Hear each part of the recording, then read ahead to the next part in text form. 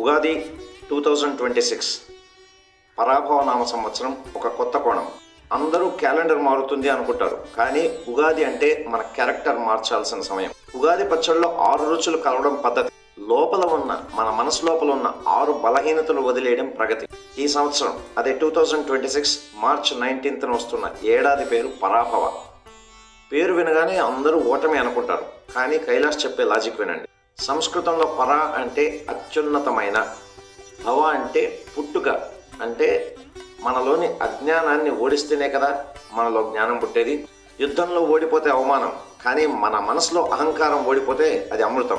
చీకటి పరాభవం చెందితేనే కదా వెలుగుకి పట్టాభిషేకం జరిగేది. అందుకే ఈ ఏడాది మనం మన బద్ధకాన్ని, నెగటివిటీని ఓడించాలి. మార్పు ఎప్పుడు వేప పువ్వులా చేదుగానే ఉంటుంది, కానీ అది ఇచ్చే ఆరోగ్యం అమృతంలా ఉంటుంది. గుర్తుపెట్టుకోండి, గెలవడం అంటే పక్కవాడిని తొక్కడం కాదు, మనలో పాత వర్షాన్ని మనం దాటడం. అందుకే ఈ పరాభవ నామ సంవత్సరంలో మీలోని లోపాలను పరాభవం చేసి ఒక కొత్త మనిషిగా పుట్టండి. ట్రంప్ పుణ్యమాని కింద పడ్డ స్టాక్ మార్కెట్ ఈ ఉగాది నుంచి పెరుగుతుంది అని ఆశిస్తూ ఒకరోజు ముందుగానే మీ కృష్ణ కైలాష్ నుంచి మీ అందరికీ నూతన సంవత్సర శుభాకాంక్షలు.